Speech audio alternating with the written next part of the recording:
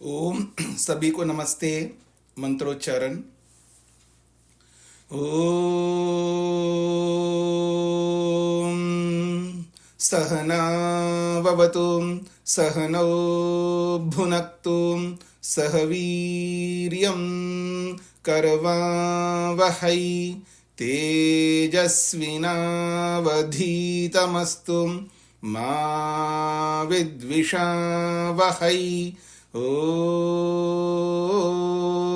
शांति शांति शांति।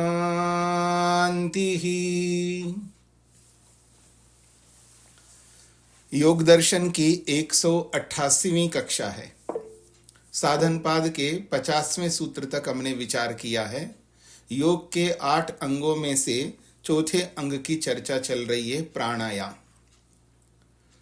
प्राणायाम की परिभाषा आपके सामने आ चुकी है। प्राणायाम के प्रकार चल रहे हैं, प्राणायाम कितने प्रकार के होते हैं। तो 50वें सूत्र में 3 प्रकार के प्राणायामों को स्पष्ट किया है और अंतिम चौथा प्राणायाम अगले सूत्र में 51वें सूत्र में स्पष्ट किया जा रहा है। बाह्य आभ्यंतर विषयाक्षेपी चतुर्थः। बाह्य आभ्यंतर विषयाक्षेपी चतुर्थः, ये चौथा प्राणायाम है। तो योग दर्शन के अनुसार, महर्षि पतंजलि, महर्षि वेदव्यास के अनुसार प्राचीन योग इसी को माना जाता है और सभी आज जितने भी योग चल रहे हैं उन सबका आधार, बेस इसी महर्षि पतंजलि के योग को ही माना जाता है। सभी लोग इस बात को स्वीकार करते हैं। और महर्षि पतंजलि ने केवल मात्र 4 प्राणायाम बताए यहां पर। बाह्य प्राणायाम, आभ्यंतर प्राणायाम, स्तंभ वृत्ति प्राणायाम, बाह्य आभ्यंतर विषयाक्षेपी प्राणायाम। और हम सबको जब प्राणायामों का नाम लें तो इन्हीं नामों को लेकर के हमें बोलना चाहिए। दूसरे नाम रखेंगे तो वो ठीक नहीं रहेगा। डॉक्टर विष्णु जी बताएंगे, हृदय का नाम दूसरा रख दें हम लोग तो कैसा लगेगा लोगों को। हार्ट, हृदय का नाम या किडनी का नाम, हार्ट का नाम हृदय, अपने किडनी का नाम, लीवर का नाम बदल दे हम लोग, कंफ्यूज हो जाएंगे पूरी दुनिया। तो सारी दुनिया उसी नाम से बोलती है, उसी नाम से बोलती है दुनिया। भले ही लैंग्वेज बदल जाए लेकिन नाम नहीं बदलता। तो ठीक इसी प्रकार से हम सबको ऋषियों का आदर करते हुए, ऋषियों ने जो भी नाम दिए हैं उनका अनुसरण हम सबको करना चाहिए। उनके नामों को हमें नहीं बदलना चाहिए। समझ में नहीं आता है तो समझ लेना चाहिए। तो इस दृष्टिकोण से नाम यही रहेंगे। आप कौन सा प्राणायाम करते हैं, मैं कुंभक करता हूँ, मैं रेचक करता हूँ, ऐसे शब्दों का प्रयोग ना करके बाह्य प्राणायाम करता हूँ, आभ्यंतर प्राणायाम करता हूँ, स्तंभ वृत्ति प्राणायाम करता हूँ, बाह्य आभ्यंतर विषयाक्षेपी प्राणायाम करता हूँ, ऐसा होना चाहिए। सूत्र कहता है बाह्य आभ्यंतर विषयाक्षेपी चतुर्थ। हम सबको ये परिभाषा के अनुसार स्पष्ट हो गया बाह्य प्राणायाम क्या होता है और आभ्यंतर प्राणायाम क्या होता है। ये हमें स्पष्ट हो गया है पिछले सूत्र में। अब यहां पर भी चौथे प्राणायाम में बाह्य और आभ्यंतर ये 2 शब्द आए हैं।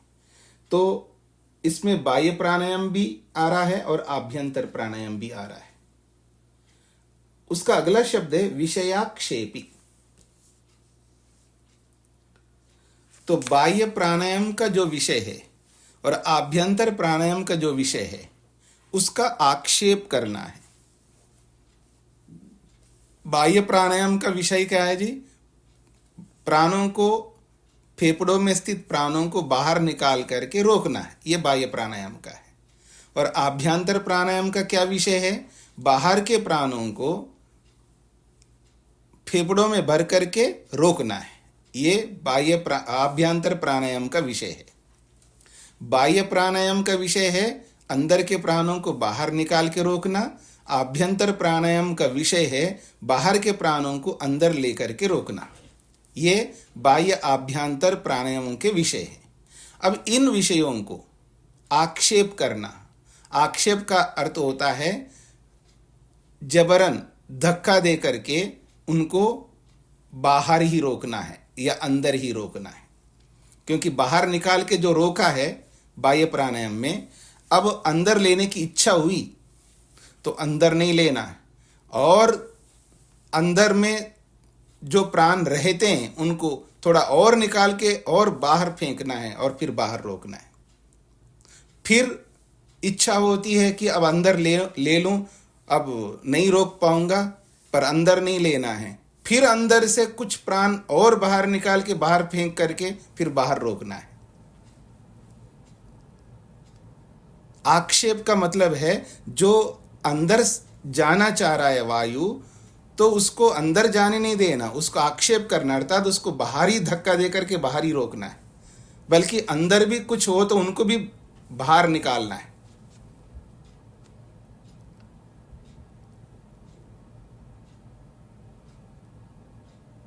बाह्य प्राणायाम का जो विषय है उस विषय को वैसा ही बनाए रखना है।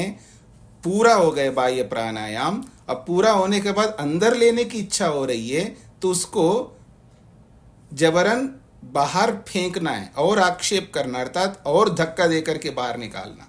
अंदर भी रहता है प्राण, बचा हुआ बहुत रहता है, उसको भी और निकाल के और धक्का दे के और बाहर निकालना। बाहर के प्राण को अंदर जाने नहीं देना, धक्का देना, बल्कि अंदर के प्राणों को भी थोड़ा निकाल के बाहर करना। और अंदर का नहीं निकाल सकते तो बाहर से जो आने वाले प्राण को आने नहीं देना, बाहर ही धक्का दे करके बाहर रोकना। तो 1 बार 2 बार 3 बार ऐसा करना है, जितना सामर्थ्य होता है। तो ये जो धक्का दे करके बाहर निकाल रहे हैं, आने नहीं दे रहा है, ये कब हो रहा है? जो बाह्य प्राणायाम का जो सामर्थ्य हमारा पहले का जो हमने कर करके अभ्यास किया है, वो पूरा करने के बाद ये बात आ रही है। समझने का प्रयत्न करना। जो बाह्य प्राणायाम हम करते हैं, अभ्यास करते हैं, मैंने कहा बाह्य प्राणायाम का लंबा अभ्यास करना होता है, उसमें कुशलता प्राप्त करनी होती है। सतु दीर्घ काल नैरंतर्य सत्कारा सेवितो दृढ़ भूमि, सबके साथ ये सूत्र लगेगा। अभ्यास में योग के किसी भी अंग का, किसी भी अंग के उपांग का जो भी अभ्यास हम करेंगे, चाहे वो यम का हो, नियम का हो, या प्राण आसन का हो, या प्रत्याहार का हो, या धारणा का हो, या ध्यान का हो, इन सब का जैसे अभ्यास करते हैं ऐसे प्राणायाम का भी अभ्यास करना है। और इस अभ्यास को करते करते हमारा सामर्थ्य बहुत बढ़ता है। तो वो सामर्थ्य बढ़ा हुआ है बाह्य प्राणायाम का। अब उसके आगे की बात कही जा रही है यहाँ पर। तो बाह्य प्राणायाम में प्राणों को बाहर निकाल के बाहर रोकना है। पूरा सामर्थ्य हो गया, जो हमने अभ्यास किया है वो सामर्थ्य पूरा हो गया। अब अंदर लेना ही होगा, पर नहीं लेना है उस अंदर जाने वाले प्राण को, क्योंकि अंदर जाने की बहुत ही ऐसा रहती है कि बस मर जाऊंगा ऐसा लगने लगता है। अंदर लेने की इच्छा होती है, अंदर ना लेकर के उसको धक्का दे करके बाहर रोकना, वो भी 1 बार 2 बार 3 बार सामर्थ्य के अनुसार हो गया। फिर अंदर ले लिया, पूरा अंदर ले लिया ना। यहां वो नहीं चलेगा 2-3 बार श्वास प्रश्वास लेंगे फिर सामान्य होंगे, वो नहीं चलेगा यहाँ पर। वो तो बहुत पहले हो चुका है वो। फिर अंदर भर लिया, अंदर भर लिया, अब अंदर भर के अंदर रोकना। ये क्या हो गया? आभ्यंतर प्राणायाम। और बाहर रोकने की अपेक्षा से अंदर ज़्यादा देर तक रोक सकते हैं। और जो आभ्यंतर प्राणायाम कर करके जो हमने अभ्यास किया है वो पूरा हो गया है। अब तो रोक नहीं सकता, अब तो बाहर निकालना है, बाहर नहीं निकालना है, और बाहर से थोड़ा सा लेकर के फिर अंदर रोकना है। अगर बाहर से थोड़ा सा नहीं ले सकते, उसको बस रोके रखना है। जो बाहर निकलना चाह रहा है उसको आक्षेप करना है, नहीं निकलने दूंगा, अंदर ही रहना पड़ेगा, ऐसा रोके रखेंगे। 1 बार 2 बार 3 बार जितना अभ्यास करते करते होगा वो रोक लिया। उसके बाद अब तो कब तक ऐसा करेंगे, उसका भी एक सामर्थ्य होता है। सामर्थ्य पूरा हो गया फिर निकालेंगे, तब जाकर के सामान्य होंगे। और ऐसा जब हम करते हैं, ये दोनों मिला करके, बाहर निकाल के बाहर रोकने का जो अभ्यास किया उसको, और अंदर लेकर के अंदर रोकने का जो अभ्यास किया उसको, दोनों को मिला लो, तब ये चौथा प्राणायाम होता है। बहुत कठिन होता है, बहुत ज्यादा कठिन होता है। जीवन चाहिए इसके लिए, सालों का अभ्यास चाहिए, सालों का आहार, सालों का विहार, बहुत कुछ करना होता है।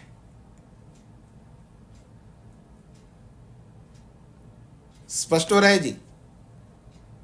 बाह्य आभ्यंतर विषयाक्षेपी, बाह्य विषय का, आभ्यंतर विषय का जो क्रम है बाह्य प्राणायाम में और आभ्यंतर प्राणायाम में, उन क्रमों को आक्षेप करना। आक्षेप का मतलब है उसका विरुद्ध आचरण करना, ये आक्षेप। तो ऐसा विरुद्ध आचरण करके उसको रोके रखने का नाम बाह्य आभ्यंतर विषयाक्षेपी प्राणायाम है। सूत्र का अर्थ समझ में आ गया आप लोगों को? अब आगे बढ़ते हैं जी भाष्य की ओर। हाँ जी, युधिष्ठिर जी। स्वामी जी नमस्ते जी। तो बाह्य विषय क्षेपी और आभ्यंतर विषय क्षेपी तो 2 हो गया, कुल मिलाकर 5 हो गया प्राणायाम। नहीं, बाह्य का आक्षेप करना, आभ्यंतर का आक्षेप करना, दोनों को मिलाकर के एक बोला जा रहा है। जी जी जी जी जी।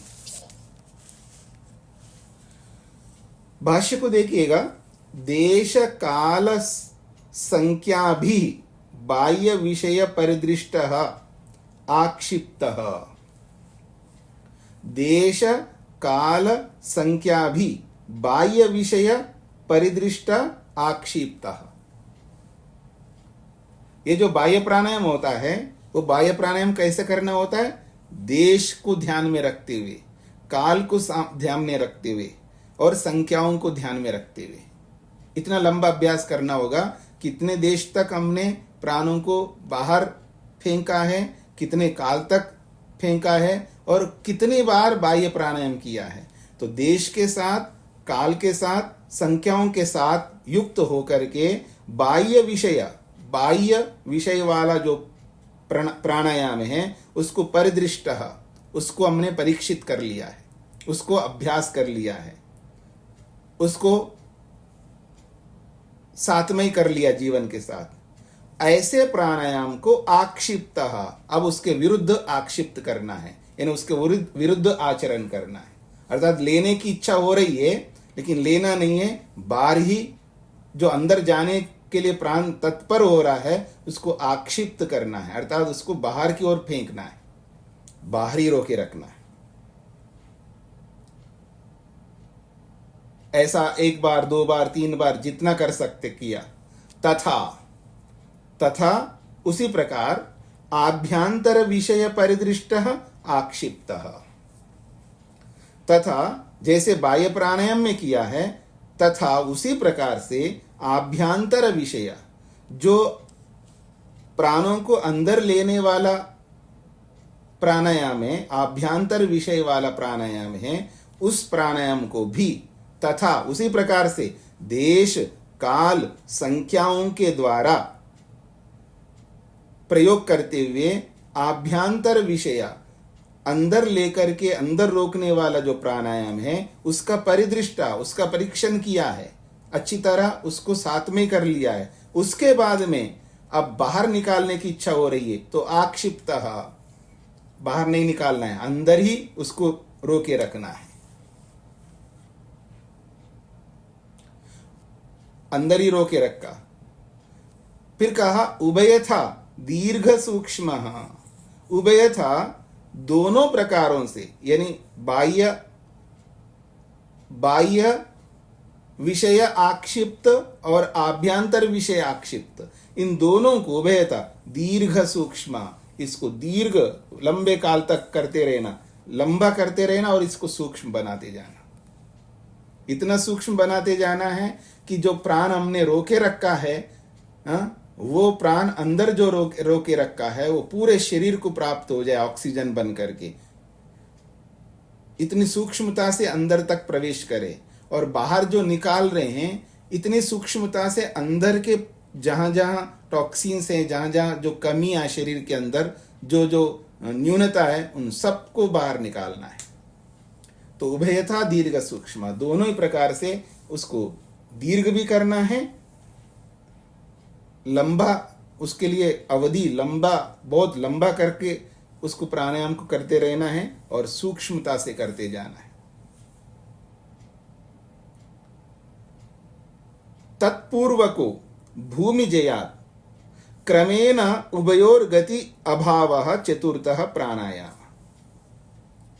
तो कह रहे हैं तत्पूर्व का मतलब है बाह्य विषय आक्षिप्त और आभ्यंतर विषय आक्षिप्त। तत्पूर्व का मतलब है उन दोनों बाह्य और आभ्यंतर प्राणायामों को आक्षेप पूर्वक करते करते भूमि जयात, और उन दोनों भूमियों को जीत लेने से, भूमि का मतलब है बाह्य प्राणायाम का विषय और आभ्यंतर प्राणायाम का विषय, इसको भूमि कहते हैं। तो भूमि जयात, इन दोनों प्राणायामों के विषयों को जीत लेने से, बाह्य प्राणायाम कर करके और आभ्यंतर प्राणायाम कर करके दोनों को जीत लेने से, क्रमेण, क्रम से, उभयोः गत्यभाव, दोनों प्राणायामों के गति को रोकना है। ये चतुर्थः प्राणायाम, इसको चौथा प्राणायाम कहते हैं।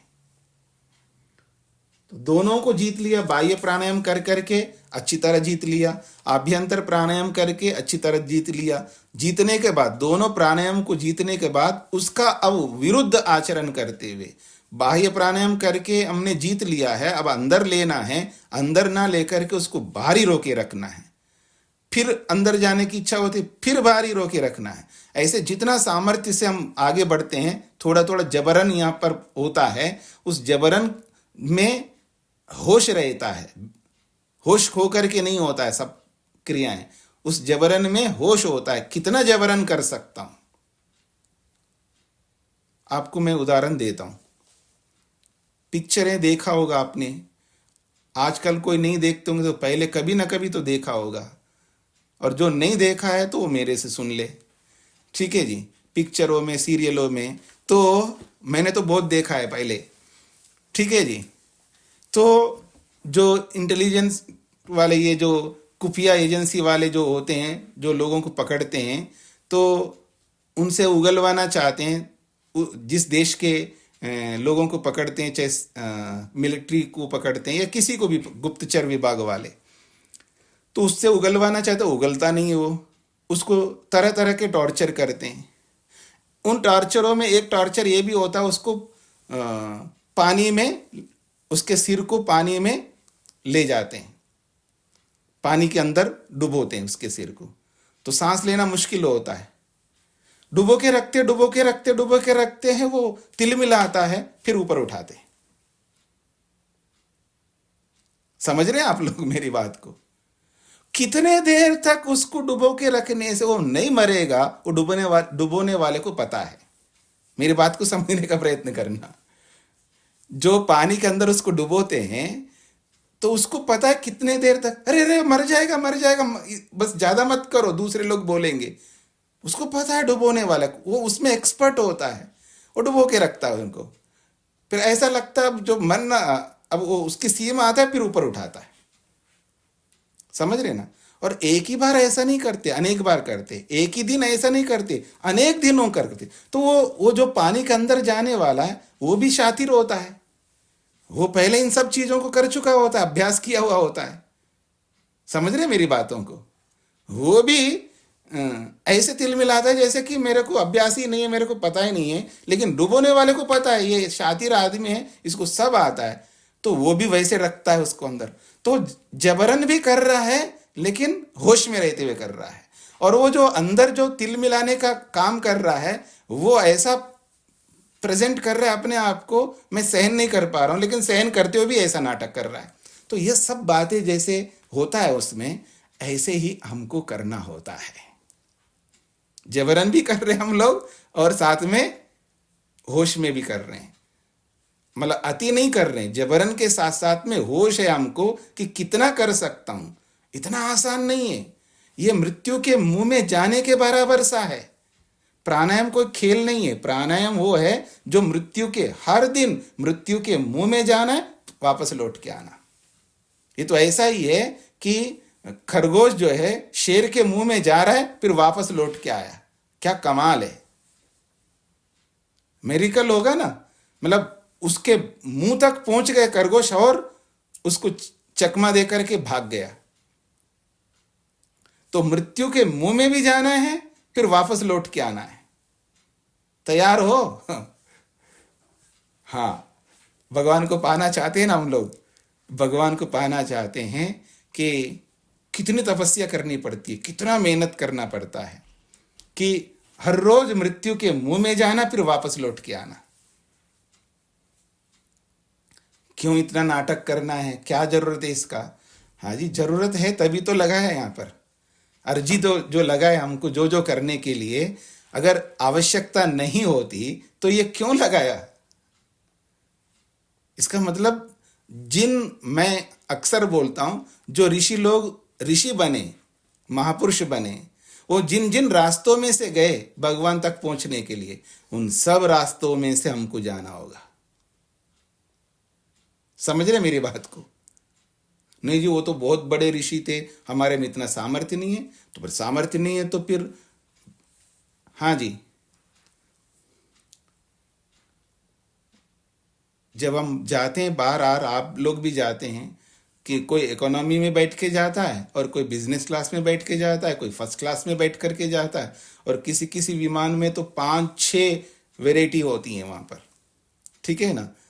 इकोनॉमी और फिर प्री इकोनॉमी, फिर उसके बाद बिजनेस, फिर उसके बाद फर्स्ट क्लास, फिर उसके बाद गोल्डन, उसके बाद फिर रॉयल, पता नहीं क्या क्या होता है।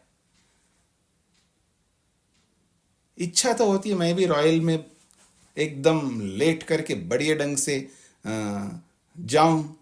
हाँ तो ठीक है, इकोनॉमिक क्लास के जो लगता है उससे 5 गुना दो, जाओ ना। किसने मना किया? नहीं है सामर्थ्य तो फिर सोचो मत। सामर्थ्य है तो लगाओ, जाओ। मैं तो ऐसे तो 5 बार जाके आऊंगा, तो ठीक है जी। दुखी होते हुए, परेशान होते हुए जाओ, और एक ही बार में जाते ही सारे काम करना है। जो जो करना है आपको, बैठ के जाओ, किसने मना किया? सामर्थ्य नहीं है सोचो मत, सामर्थ्य है लगाओ।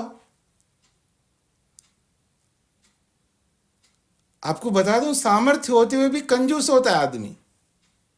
सामर्थ्य होते हुए भी कंजूस होता है, और वो कंजूसी क्या किसके लिए करता है? शरीर के लिए करता है।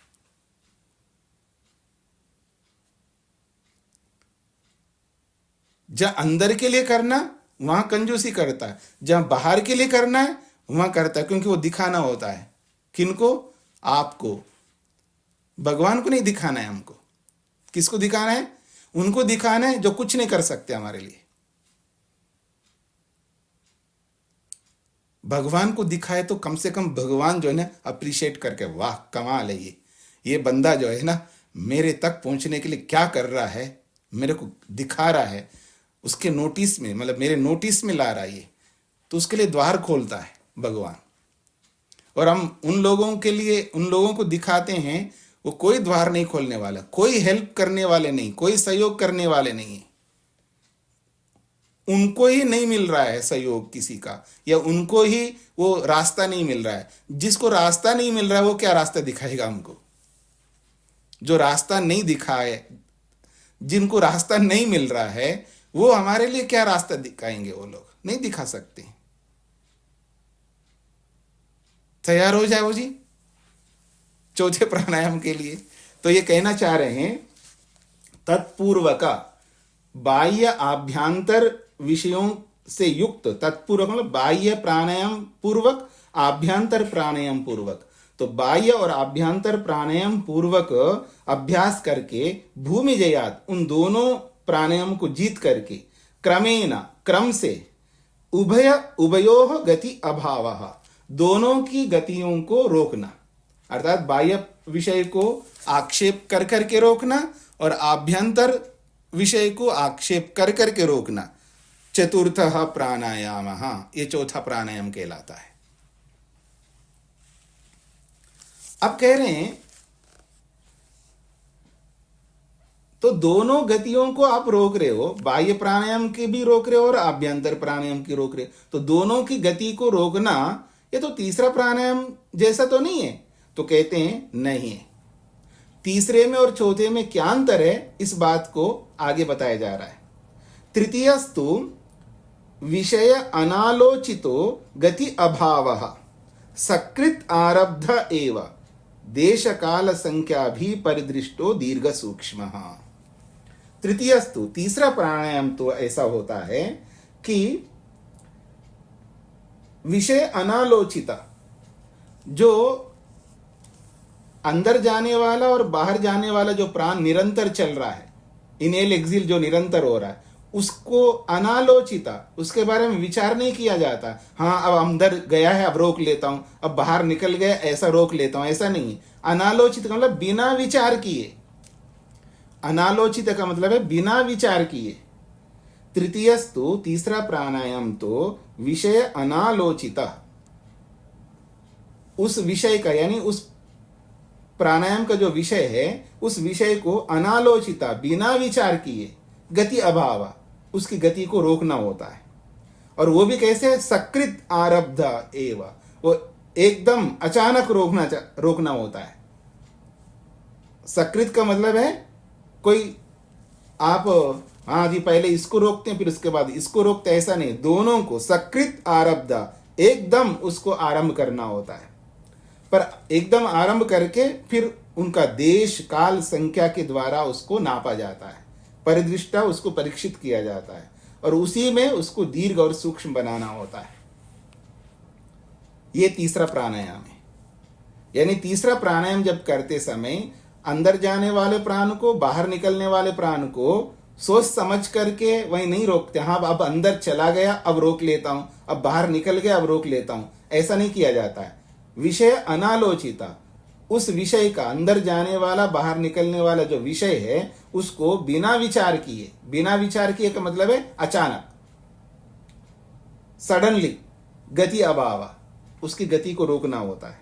और सकृत आरब्धा, एकदम एक साथ रोकना होता है और रोक करके देश काल संख्याओं के द्वारा उसको अनुभव किया जाता है और दीर्घ और सूक्ष्म किया जाता है।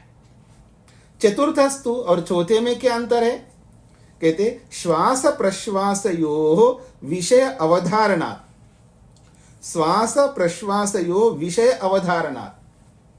चौथे प्राणायाम में श्वास और प्रश्वास के जो विषय है उनका अवधारण, उसका निश्चय करते हैं। हाँ, मैंने इतने देर तक रोका है बार, उसको हम निश्चय कर रहे हैं, इतने देर तक रोका है, अब रोकने के बाद फिर मेरे को अंदर लेना है, अब नहीं लेना है, अब उसको बाहर ही रोके रखना है।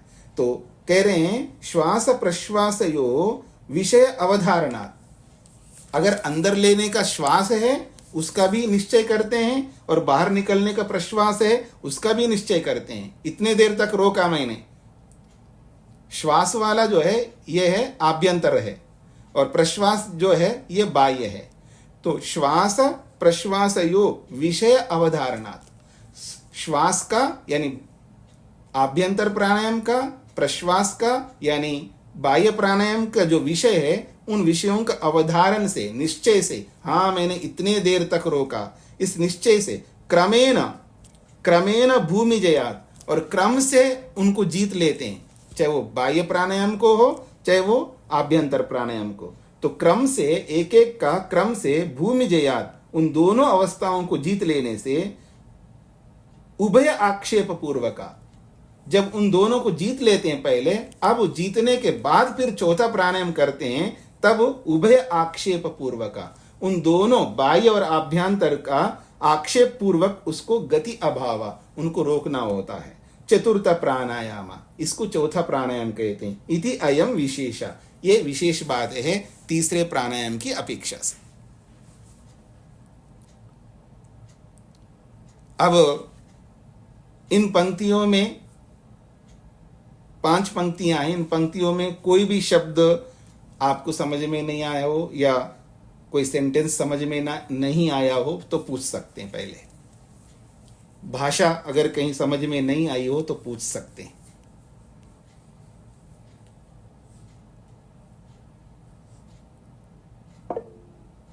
हाँ जी, सरस्वती जी। नमस्ते स्वामी जी। जी स्वामी जी, इधर मुझे समझ में नहीं आया, भूमि जयात उभयाक्षेप पूर्व। हाँ जी, तो ये कह रहे हैं, अंतिम पंक्ति पूछ रहे हैं, भूमि जयात उभयाक्षेप पूर्वकः गति अभावः चतुर्थः प्राणायाम। भूमि जयात का मतलब है, भूमि का मतलब है बाह्य प्राणायाम का जो विषय है उसको हमने सिद्ध कर लिया, उसको भूमि शब्द से बोला जा रहा है। और आभ्यंतर प्राणायाम का जो विषय है, अंदर रोकने का जो विषय है, उसको हमने जीत लिया, उसको भूमि कहा जा रहा है। तो दोनों भूमियों का अर्थात दोनों विषयों को जीत लेने से, यह भूमि का मतलब विषय है, बाह्य प्राणायाम का विषय, आभ्यंतर प्राणायाम का विषय, तो इन दोनों विषयों को भूमि शब्द से बोला जा रहा है। तो दोनों विषयों को जीत लेने से, भूमि जयात का मतलब है दोनों प्राणायामों के जो विषय है उन विषय रूपी भूमियों को जीत लेने से। जी धन्यवाद। हाँ जी, और कोई? हाँ जी, तेज नारायण जी। जी स्वामी जी नमस्ते जी स्वामी जी। शब्द तो समझ आ गए जी। हृदय रोगी के लिए क्या निर्देश है? हृदय रोगी के लिए कोई निर्देश नहीं है, उनका यही निर्देश है प्राणायाम छोड़ दें और ब्रीथिंग एक्सरसाइज करें। वो प्राणायाम नहीं कर सकते क्योंकि यहाँ पर प्राणायाम में रोकने का है, प्राणायाम में रोकने का। और चाहे वो बाह्य प्राणायाम हो, चाहे अभ्यंतर प्राणायाम हो, चाहे कोई चारों प्राणायाम, इनमें प्राणों को रोकना होता है। और हृदय रोगी के लिए ये रोकना जो है हानिकारक है। उनको तो बस केवल श्वसन क्रियाएं करनी है, बस दीर्घ श्वसन करे, मध्य श्वसन करे, श्वसन क्रियाएं। दीर्घ श्वसन को आप डीप ब्रीथिंग कहते हैं, मध्य श्वसन को भस्त्रिका कहते हैं, और ऐसे अनुलोम विलोम करें। और बहुत सारे विषय हैं, बहुत सारी क्रियाएं हैं प्राणों के। केवल लेफ्ट से लेके लेफ्ट से निकालो, केवल राइट से लेके राइट से निकालो, जिसको आप सूर्य बेदी, चंद्र बेदी कहते हैं। सूर्य बेदी में केवल राइट से लेके राइट से निकालते हैं, चंद्र बेदी में केवल लेफ्ट से लेके लेफ्ट से निकालते हैं। तो ऐसे बहुत सारी क्रियाएं हैं, उन सब क्रियाओं को करना, उनमें रोकने का काम नहीं है। जहाँ रोकने वाला है वो हृदय रोगी हो या ब्लड प्रेशर, बहुत अधिक ब्लड प्रेशर वाला हो, वो नहीं कर सकता है। बहुत बड़े बड़े रोग वाला है, वो नहीं कर सकते। उनको तो सबसे पहले शरीर को स्वस्थ करने में लगा रहना है, और शरीर को स्वस्थ करते हुए जितना वो कर सकते हैं वो करते जाएं। जी प्रहलाद जी। धन्यवाद।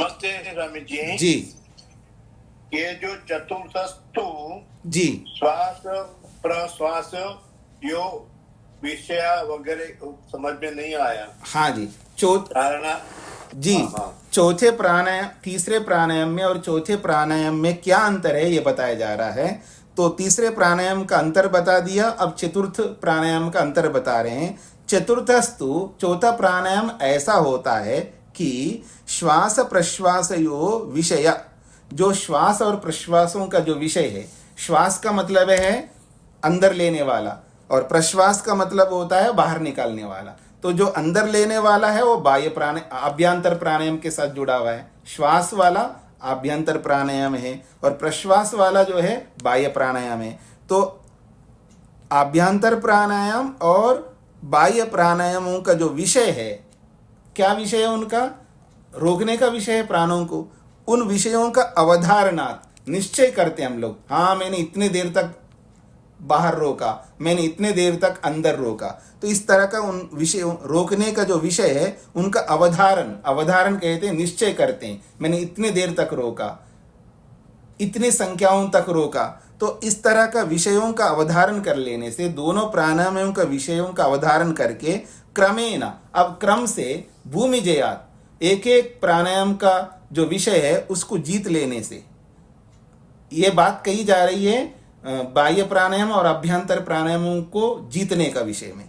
तो उनको भूमि जयात, उन दोनों प्राणायामों के विषयों को जीत लेने से अब आगे का क्रम है उभय आक्षेप पूर्वक, और उन दोनों प्राणायामों के विषयों को आक्षेप करते हुए यानी उसके अगेंस्ट विरुद्ध रोकते हुए दोनों की गति का अभाव करना चतुर्थः प्राणायाम, ये चौथा प्राणायाम कहलाता है। प्रहलाद जी। धन्यवाद स्वामी जी, धन्यवाद जी। विशाल जी। नमस्ते स्वामी जी। जी। स्वामी जी, जितने भी आपने बाकी की क्रियाएं के बारे में थोड़ा सा बताया, अनुलोम विलोम, भ्रामरी या जो भी जिन्हें सामान्यतः प्राणायाम भी कहा जाता है, वो प्राणायाम नहीं कहलाएंगे क्योंकि उसमें श्वास को रोका नहीं जा रहा। जी जी। तो वो क्रियाएं क्या हमारे किसी वेद ग्रंथ से बताई गई है या बाद के ही लोगों ने उसको बनाया है? नहीं, लोगों ने तो नहीं बनाया, वो सब शास्त्रों में ही है। पर वो जैसे आयुर्वेद में व्यायाम करने के लिए बोला है, वह ये नहीं बताया कि व्यायाम में आप फुटबॉल खेलो, आप वॉलीबॉल खेलो, आप टेनिस खेलो, टेबल टेनिस खेलो, ये नहीं बताया। लेकिन वो सारा खेल है, वो खेल है। तो अब क्या टेबल टेनिस को वेदों में कहीं बताया गया है? ये कोई प्रश्न नहीं है, बस वहाँ व्यायाम करने के लिए बताया है। अब व्यायाम अलग अलग प्रकार के होते हैं, आप कितने प्रकार के व्यायाम करिए, वो सारा ठीक है। बस उसमें यह है कि उन व्यायामों को करते हुए जो शरीर के जो नियम हैं उनका पालन करना है। ऐसे नहीं कि जैसे आजकल जिम करने वाले करते हैं। आयुर्वेद का नियम है एम्प्टी स्टमक में आपको एक्सरसाइज व्यायाम करना है। हमारा आयुर्वेद का एक नियम है, आपके पेट में कुछ नहीं होना चाहिए और आपकी बड़ी आंत में मल नहीं होना चाहिए, फिर आप व्यायाम करें। लेकिन आज जिम करने वाले क्या करते हैं? पनीर खा के जाते हैं, पता नहीं अलग अलग शेक पी करके जाते हैं, अलग अलग प्रोटीन शेक, ये शेक, पता नहीं। और वो आजकल बड़े बड़े डिब्बा 5-5 किलो के डिब्बे आते हैं जो उनको पीते हैं और उसको जाते हैं, और जिम करते समय भी बीच बीच में जूस पीते हैं, ये करते हैं, इस तरह का करते हैं। अब वो आज का आधुनिक क्या है मैं उसमें नहीं जाता, लेकिन हमारे आयुर्वेद के हिसाब से बिल्कुल कोई भी व्यायाम हो वो हमको उतना ही करना होता है जितना करने से हमारा शरीर स्वस्थ रहे और शरीर में कोई साइड इफेक्ट्स ना आए, एक बार। और कुछ ऐसे खेल होते हैं जो उनका जीवन केवल खेल के लिए होता है, और वो जितना भी करता है क्योंकि उनका दूसरा काम नहीं है, उनका वही काम है, वही उनका धंधा है एक प्रकार से मोटी भाषा में। वो उनको करना चाहिए क्योंकि हर व्यक्ति हर चीज के लिए नहीं होता है। सबके अपने अपने विषय, कोई डॉक्टर बन करके जीता है, कोई इंजीनियर बन करके जीता है, कोई वकील बन करके जीता है, तो कोई खेल करके जीता है। तो खेलने वाला जो खेल करके जीता उसकी तरह डॉक्टर नहीं कर सकता, इंजीनियर नहीं कर सकता, दूसरे नहीं कर सकते। और जो डॉक्टर करते हैं वैसे खेल वाला नहीं कर सकता। तो सबके अपने अपने काम है। तो उस दृष्टिकोण से हमें स्वास्थ्य के नियमों का पालन करते हुए चलना है। और आधुनिक वाले आधुनिक मेडिकल साइंस के हिसाब से वो लोग सही कर रहे हैं ऐसा उनको लगता है, ठीक है, वो उसके हिसाब से चलते हैं तो चले। लेकिन हम कम से कम हम लोगों को जो ऋषियों के प्रति हमारी श्रद्धा है यदि है तो हमें आयुर्वेद के हिसाब से जो नियम बताए गए उसके अनुसार चलना चाहिए। तो विशाल जी, तो ये जो श्वसन क्रिया हैं ये सब शास्त्रोक्ति है, आयुर्वेद के नियमों का पालन करते हुए ही करना चाहिए। जी जी, धन्यवाद स्वामी। हाँ, कुसुम जी। नमस्ते स्वामी जी। जी। प्रेग्नेंट महिलाएं अनुलोम विलोम प्राणायाम कर सकती हैं क्या स्वामी जी? हाँ, एक सीमा तक कर सकती हैं। जी स्वामी जी, धन्यवाद। तो ऐसे प्रेग्नेंट महिलाओं के लिए अलग सेशन लगाते हैं, अलग उनके लिए कक्षाएं लगाते हैं, उनके कुछ आसन होते हैं उनके लिए, और स्ट्रेस को दूर करने के लिए, मेंटल पीस के लिए, इमोशनल पीस के लिए वो कुछ करवाया जाता है। उसके हिसाब से करना है और अपने आप करके कुछ गलत ना करें। तो ऐसे लोगों को वो क्लासेस लेना चाहिए, जो इसके एक्सपर्ट्स होते हैं वो सिखाते हैं, वहाँ जाकर के सीखना चाहिए। अपने आप करेंगे कुछ का कुछ कर लेते हैं और हानि उठा लेते हैं, ऐसा नहीं करना चाहिए। जी जी स्वामी जी। रामचरण जी। नमस्ते स्वामी जी। जी। मेरा निवेदन है था समझिए, जो अभी आपने चौथा प्राणायाम जो बताया ना, इसको जी मतलब प्रैक्टिकली कैसे समझ में नहीं आया। समझ प्रैक्टिकल कैसे करें? समझ में आएगा जी? मैंने प्रैक्टिकल तो बताया ही नहीं है, मैं तो थ्योरी बताई आपके सामने। जी जी जी जैन में नहीं उतरा स्वामी जी, जैसे 3 तो समझ में आ गए, हाँ जी। लेकिन ये चौथा समझ में नहीं ये समझ में तभी आएगा जब प्रैक्टिकल करके दिखाएगा ना। बहुत सारी ऐसी थ्योरीज होते हैं, वो प्रैक्टिकल थ्योरी समझते समय समझ में नहीं आता है। मेडिकल में भी ऐसा ही होता है, इंजीनियरिंग में भी ऐसा होता है। बहुत सारी थ्योरीज जो है वैसे समझ में नहीं आता, जब वो प्रैक्टिकल करके दिखाते हैं तब समझ में आने लगता है। तो ऐसा ही इसको समझ लीजिएगा। तो जब मेरा प्रैक्टिकल निवेदन सिर्फ इतना था स्वामी जी से, आपने उसके दोनों प्राणायाम अभ्यंतर और बाह्य की भूमि को जीत लिया, जी। उसके बाद रोकने का तात्पर्य क्या हुआ स्वामी जी? कैसे रोकेंगे, मतलब क्या रोकने का दोनों को मतलब एक साथ रोकना है क्या? दोनों के एक साथ नहीं रोकता, बारी बारी रोकेंगे, लेकिन दोनों को रोकने का मतलब है बारी बारी। जब बाह्य वाला बाहर रोकर बाह्य प्राणायाम हमने किया, ये आपको पता लग गया। अब उसका जितना रोकने का सामर्थ्य आपने बनाया, ठीक है जी, और ऐसे आभ्यंतर प्राणायाम को करके आप अंदर रोकने का सामर्थ्य बनाया। फिर आपने स्तंभवृत्ति प्राणायाम करके स्तंभवृत्ति प्राणायाम का सामर्थ्य बनाया। ये तीनों प्राणायामों को कर करके आपने अच्छी तरह सामर्थ्य बना लिया। अब हम चौथे में प्रवेश करते हैं। तो चौथे में जब प्रवेश करते हैं तो हमारा ग्रेड बढ़ गए हैं ना। हम पहले वाले से दूसरे में आ गए, दूसरे वाले से तीसरे में आ गए, तीसरे वाले से चौथे में जा रहे हैं। तो हम कुछ ऐसे तो नहीं है ना प्रारंभिक योगाभ्यासी है प्राणायाम के संदर्भ में, हम एक्सपर्ट बन करके वहां तक पहुंचे। हमारा जो वो जो प्रमोशन लेते हुए हम जा रहे हैं ना वहां पर। अब चौथे प्राणायाम की स्थिति में हम आ गए तो हमको बाह्य प्राणायाम कैसे करना आता है, हमको आभ्यंतर प्राणायाम कैसे करना आता है। तो ये जो आ गया हमारे को, अब जब बाह्य प्राणायाम में बाहर निकाल के रोक लिया हमने, जो हमारे को अभ्यास किया हुआ है उस अभ्यास तक पहुंच गए, उसके बाद हम लेना चाहेंगे, अब लेंगे नहीं, उसको जबरन बाहर ही रोके रखेंगे। उसकी भी सीमा है। अभी तो हमारे को अभ्यास नहीं है, पहली बार कर रहे हैं। थोड़ी देर के बाद तुरंत लेने की इच्छा होती है, ले लो। फिर अंदर ले लिया, अंदर लेकर के अंदर रोका। हमारे सामर्थ्य अंदर रोकने का, जब तक रोकने का वो बताए ना, देश काल संख्या और वो सब, तो रोक लिया, सामर्थ्य पूरा हो गया। अब बाहर निकालना चाहते, नहीं निकालना और रोके रखना, उसका भी एक सामर्थ्य। थोड़ी देर बाद फिर निकालने की इच्छा होती, निकाल लो। ऐसा एक दिन 2 दिन 3 दिन किया, तो अगली बार जब करेंगे तो जो हमने अंदर बाहर रोक करके अंदर लेने की चाहत हो तो हमने रोक लिया था, थोड़ी देर रोक के फिर ले लिया था, और थोड़ी देर की सीमा और बढ़ेगी, फिर और रोके रखेंगे। फिर उसके बाद ऐसा लगेगा अब तो रोक ही नहीं सकते, फिर अंदर ले लिया। तो 2 बार हमने जबरन किया। तो ऐसे अभ्यास करते करते 1 बार 2 बार 3 बार, जितना हमारा सामर्थ्य उसके अनुसार करते जाएंगे। ऐसे बाह्य में भी और आभ्यंतर में भी। अब इन दोनों को मिला लो, उसी को चौथा माना गया है। अब स्पष्ट हो गया जी? हाँ जी, प्रतिष्ठा जी। स्वामी जी प्रणाम जी। मैं पूछ रहा था कि सभी प्राणायामों के एक जैसे लाभ है कि सबके अलग अलग लाभ? नहीं, अलग अलग लाभ होते हैं। एक जैसे लाभ होंगे तो फिर अलग अलग प्राणायाम क्यों होते हैं? अलग अलग लाभ होते हैं। कुछ 1 2 4 लाभ मोटे तौर पर कौन कौन से परिवर्तन उससे? देखिएगा, बाहर निकाल के रोकने का अभ्यास जो है वो अलग होता है, और उसको हम रोकते हैं तो शरीर के अंदर जो क्या कहना चाहिए हमको, जो बाहर निकाल के रोका है ना, तो अंदर की जो भी गंदगी है, सूक्ष्म गंदगी हो स्थूल गंदगी हो, बाहर निकाल के बाहर रोकते हैं तो अंदर की शुद्धि ज़्यादा होती है। जितना जितना हम बाहर निकाल के बाहर रोकते हैं तो अंदर की शुद्धि ज़्यादा होती है।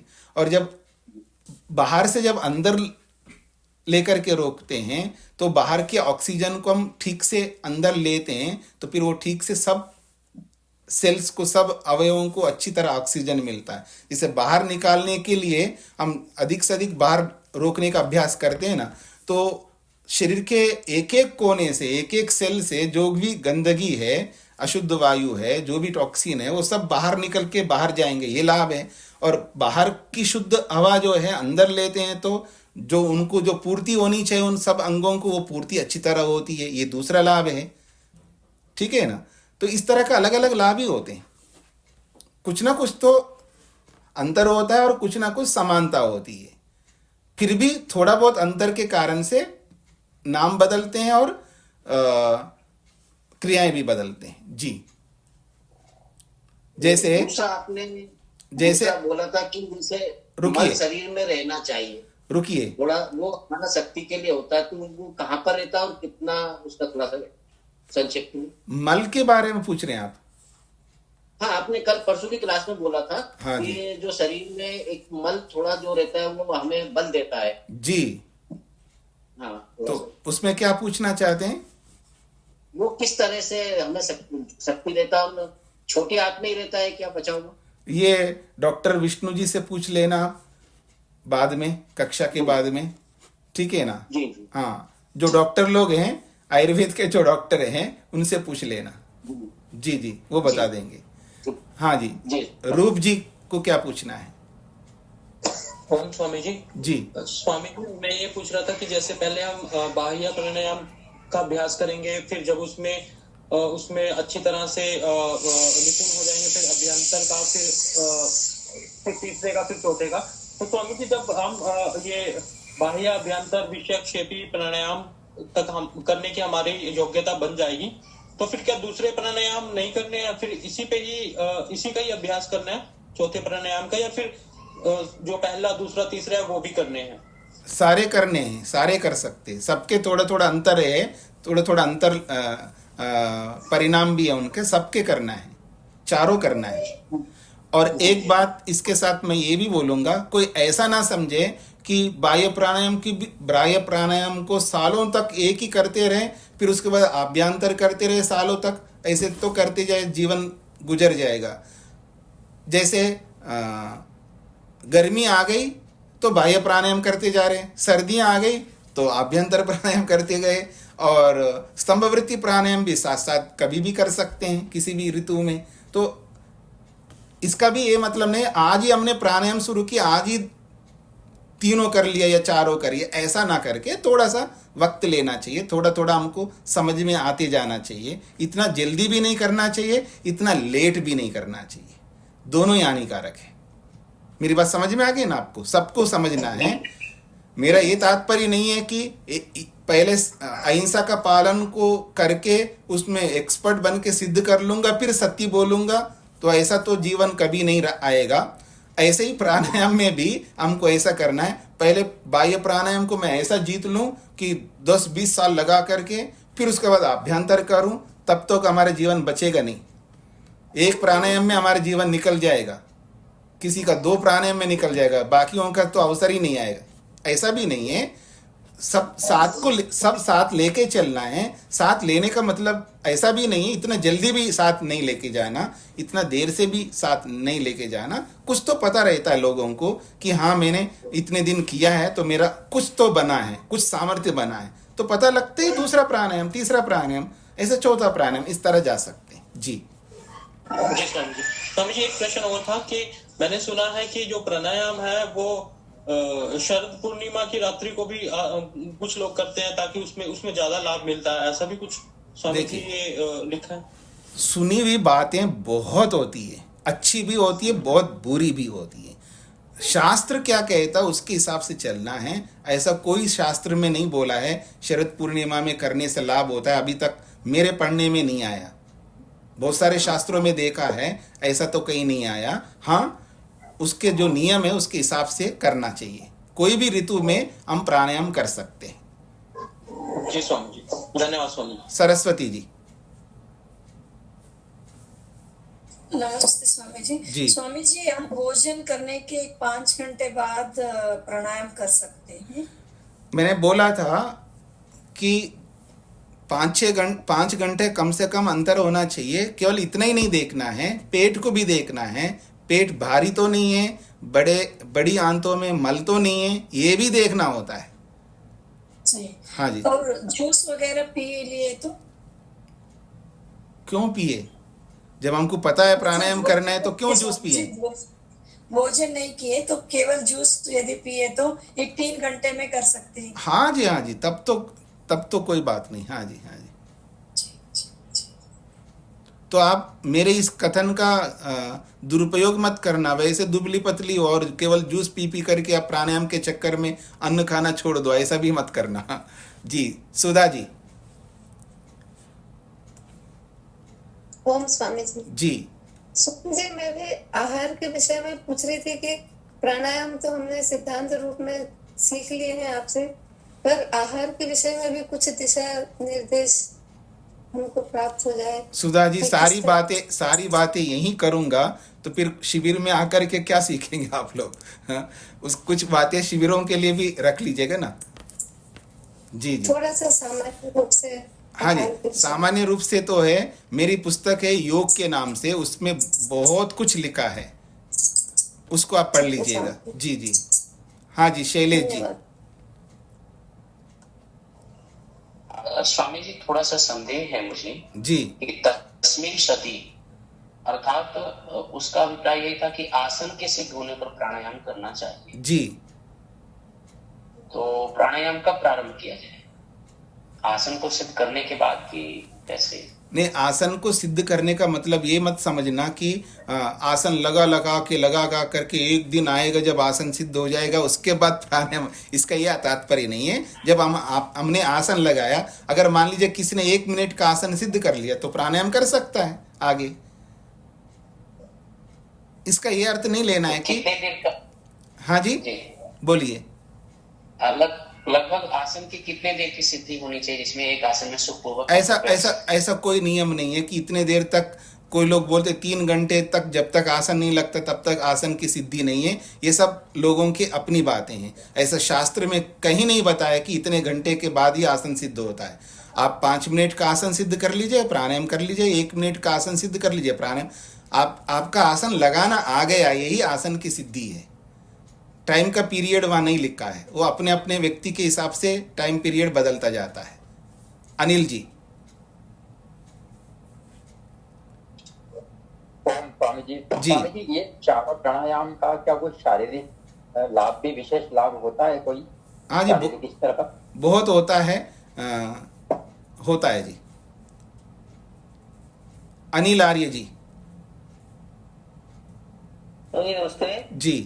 स्वामी, जैसे हम बाह्य प्राणायाम कर रहे हैं, काफी समय से कर रहे हैं प्राणायाम जी, और हम तो प्राणायाम कर लिया, मान ली 5 बार मैं बाह्य प्राणायाम करता हूँ, तो उसके तुरंत बाद फिर मैं अभ्यंतर भी कर सकता हूँ? हाँ जी, कर सकते हैं। अभ्यंतर के बाद स्तंभ वृत्ति, उसके बाद फिर ये बाह्य अभ्यंतर। हाँ जी, कर सकते हैं। लेकिन ये भी समझना है कि अगर मान लीजिए जो यहाँ जिस तरह की विधि बताई गई है, जिस तरह खान पान रखना चाहिए, अगर मैं 3 प्राणायाम बाह्य प्राणायाम करूँगा तो मैं तो थक जाता हूँ। अगर 3 प्राणायाम भी ऐसा कर लिया मैं, यहाँ सारी विधि और आहार विहार इन सबको ध्यान में, बहुत शक्ति लगती है, बहुत सामर्थ्य लगता है, इतना आसान नहीं है। 3 प्राणायाम करके थक जाता हूँ, फिर आभ्यंतर प्राणायाम करता हूँ। तो ऐसे सालों का अभ्यास करने के बाद में भी बहुत ज़्यादा नहीं कर सकते। स्वामी जी ने लिखा है 3 कम से कम और 21 अधिक से अधिक। ये बहुत बड़ी बात है जब इन विधियों के साथ करते हैं। जैसे आजकल लोग करते हैं, थोड़ा बहुत करके करते जाते हैं, वो आप 20 क्या आप 50 भी कर लो, उसका कोई अर्थ नहीं है। अर्थ तो विधि पूर्वक सारी स्थितियों को ध्यान में रखते हुए। प्राणायाम का उद्देश्य जो है, हमें ईश्वर तक पहुंचना है, शरीर को स्वस्थ रखना है, और बहुत सारे कारण हैं, उनको ध्यान में रखते हुए चलना है। तो 3 प्राणायाम किया है तो अगला प्राणायाम कर सकते हो, अगला कर लिया 2-3 बार तो फिर अगला कर सकते हो, लेकिन उसके लिए बहुत ज़्यादा सामर्थ्य चाहिए। जी। सागर जी। नमस्ते स्वामी जी। जी। स्वामी जी, योग के विषय में तुष्टि दोष के संबंध में सुनते हैं, जी। और क्या प्राणायाम के संबंध में भी, क्योंकि योग का अंग है जी, में भी तुष्टि दोष? हाँ जी, तुष्टि दोष तो सभी में, सभी अंगों के विषय में होता है। जब आप मेरा ये योग हो जाएगा पूरा, उसके बाद सांख्य दर्शन में प्रारंभ करूंगा, तो सांख्य दर्शन में बहुत सारे दोष गिनाए गए हैं कि तुष्टि दोष क्या होता है, ये दोष क्या होता है, ऐसे बहुत सारे दोष गिनाए हैं वहाँ पर। तो वो वहां पर हम विशेष रूप से चर्चा करेंगे। जी बिल्कुल, सभी अंगों के विषय में तुष्टि दोष होता है। धन्यवाद स्वामी जी। शेखर जी। जी प्रणाम स्वामी जी। तो जैसे हमने श्वास को बाहर रोका स्वामी जी, जी, तो उस समय जब उसको रोकने के बाद दोबारा ग्रहण करते हैं, उस समय ना तो कोई आवाज आनी चाहिए और ना ही ज्यादा हलचल आनी चाहिए, तभी हम कहेंगे कि वो हमारा सिद्ध हो गया है। मतलब उसकी क्या मतलब कितनी क्या डेफिनेशन देखें कि हम, या ये धीरे धीरे हम हमारा अभ्यास होता रहेगा और ये सब उसमें मतलब निपुणता आएगी। हाँ जी, धीरे धीरे अभ्यास होता रहे तो भी निपुणता आती है। केवल अभ्यास के साथ साथ हमको ये भी देखना चाहिए शरीर पर क्या क्या प्रभाव पड़ रहा है, क्योंकि प्राणायाम से शरीर के ऊपर भी बहुत प्रभाव पड़ता रहता है। तो हमको ये देखना पड़ता है कि हृदय पर कैसा प्रभाव पड़ा है, बीपी में कैसा प्रभाव पड़ रहा है, मस्तिष्क में कैसा प्रभाव पड़ रहा है, सिर भारी तो नहीं हो रहा है, पेट में कैसा प्रभाव पड़ रहा है। ऐसे बहुत सारा परीक्षण करना होता है। जैसे रोगी बन करके बहुत सारा अपने आप को जानने का सामर्थ्य लाता है ना वो व्यक्ति, ये दवाई खा रहा है तो ये देखो इस बार रिएक्शन नहीं हुआ, ये दवाई खाए तो इसके बाद जो है अब ठीक रहा। तो दवाइयाँ खा करके, इंजेक्शन्स ले करके, डॉक्टरों से मिल करके और रोगों के बारे में जान करके कितना एक्सपर्ट बन जाता है रोगी, जो लंबा रोगी जो रहता है वो। तो ऐसा ही प्राणायाम के साथ में सब देखना पड़ता है, पूरे शरीर का अवलोकन करना पड़ता है और शरीर के बारे में भी कुछ समझना पड़ता है, क्योंकि ये हमारा शरीर है, दूसरों का नहीं है। तो शरीर के संबंध में भी, शरीर विज्ञान के बारे में भी कुछ ना कुछ समझना होता है। डॉक्टर की तरह नहीं है, सामान्य व्यक्ति की तरह।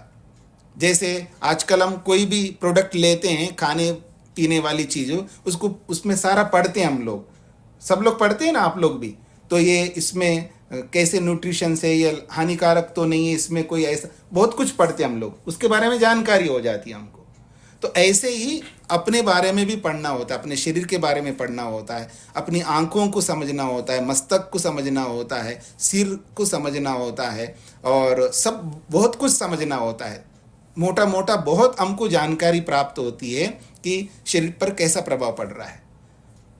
प्राणायाम करने से एकदम शरीर में ताजगी महसूस हो रही है, भारीपन महसूस हो रहा है, चेतना स्फुरित हो रही है अथवा लुंठित हो रही है, एकाग्रता बढ़ रही है या नहीं बढ़ रही है, रुचि उत्पन्न हो रही है नहीं, और बहुत सारी बातें देखनी होती है।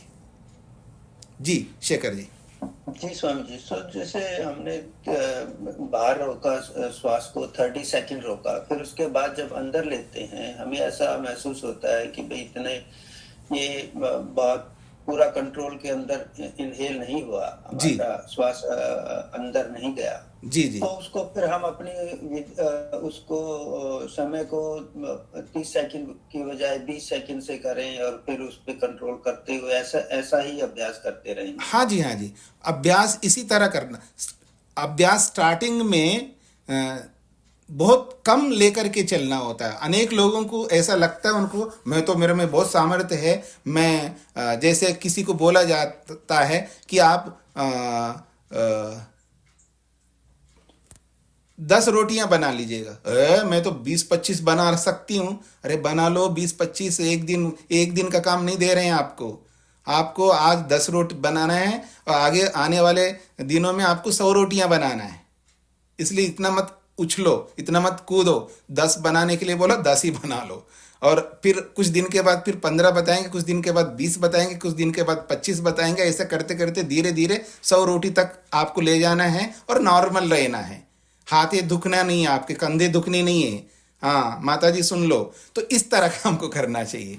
तो हमें प्रारंभ में अधिक ज़्यादा लेके नहीं चलना। भले आपके अंदर, हमारे अंदर, सबके अंदर सामर्थ्य होता है प्रारंभ में, वो सामर्थ्य अंत तक चलता रहे, बीच में गिव अप नहीं करना है। इस तरह के लेके चलना है। बिल्कुल आपने ठीक बात कही है, सटीक बात जो है। 30 मिनट 30 सेकंड रोक सकते हैं तो कोई जरूरी नहीं 30 सेकंड को लेकर के चलना है हमको। 20 ही सेकंड ले लो, 15 सेकंड ले लो, वो ज़्यादा उपयुक्त है। ऐसा धीरे धीरे अच्छा सामर्थ्य बनता जाएगा, शरीर में गलत प्रभाव नहीं पड़ेंगे। जी तो समय पूरा हो गया है। गुप्ता जी को क्या पूछना है? स्वामी जी नमस्ते जी। मेरे को एक बात पूछनी स्वामी, जैसे हमने सांस रोका, मतलब हमने जहां भी हमने बंद लगाया तो वहां पे जैसे तनाव, फिर तो तनाव पैदा होता है कि वो सही, मतलब वो थोड़ा बहुत तनाव पैदा होता होएगा ही स्वामी जी वो? थोड़ा तो होगा ही, जब सांस रोकते तो शरीर में थोड़ा सा तनाव रहेगा ना, उसमें कोई बात नहीं, ज्यादा तनाव नहीं रहना चाहिए। हम तो उसको रोकते हैं तो उस रोकने का तनाव होता है, जैसे फिर शरीर खींच जाता है जी उसमें। हाँ थोड़ा सा, मैं बता रहा हूँ ना, थोड़ा सा तो होता है, वो ज्यादा नहीं होना चाहिए जी। धन्यवाद स्वामी जी। जितना रोकने पे जितना तनाव चाहिए उतना ही हमको करना है, और ज्यादा करेंगे तो फिर वो वेग में चला जाएगा, आयुर्वेद की भाषा में वो हानिकारक होता है। जैसे मान लीजिएगा मैं सीधा बैठा हूं, आप सब लोग मेरे को देखिए, सीधा बैठा हूं, ये मैं सीधा बैठ करके भी मतलब रिलैक्स हूं, और एक होता है अब ये जो ऐसा बैठा हूं ना, ये तनाव पैदा कर लिया मैंने, ये जबरन है, ऐसा नहीं कर सकता। तो ऐसे ही सांस रोका है तो उसमें एक स्वाभाविक तनाव होता है, उतना ही रहना, और जबरन तनाव उत्पन्न करते हुए रोकता है व्यक्ति, वो हानिकारक होता है। तो यही बातें तो सारी समझनी होती है प्रैक्टिकल में। प्रैक्टिकल जब व्यक्ति कर रहा होता है उसको देखना पड़ता है वो कैसा कर रहा है, गलत तो नहीं कर रहा है, तनाव तो पैदा नहीं कर रहा है, जबरन तो नहीं कर रहा है, बहुत सारी बातें देखनी होती है। जीवन का प्रश्न है, मतलब पूरा जीवन वास्तव में जीने का जो जीवन है, जब योग अभ्यास व्यक्ति ढंग से कर रहा होता है तो वो जो जीवन होता है वो अलग प्रकार का होता है, और जो वर्तमान में जो जीवन चल रहा है वो बिल्कुल अलग प्रकार का होता है। योगाभ्यासी का जीवन बिल्कुल ये आजकल की दुनियादारी से अलग होता है, और वो ऐसा ना करके हम लोग क्या करते हैं, आजकल का जो जीवन शैली है उसको भी अपनाते हैं और योगाभ्यास को अपनाते हैं, दोनों को मिक्स करके चल रहे होते हैं, वो हानिकारक होता है जी। बाकी आगे समझने का प्रयत्न करेंगे, इसको यहीं रोकना चाहता हूं। और एक बात, अभी मैं आज ही यात्रा के लिए निकलूंगा, अब सोमवार को कक्षा लेने का प्रयास करूंगा, मैं मैसेज करूंगा, तब तक अवकाश रखना चाहूंगा, यात्रा में रहूंगा। ओम शांति शांति शांति।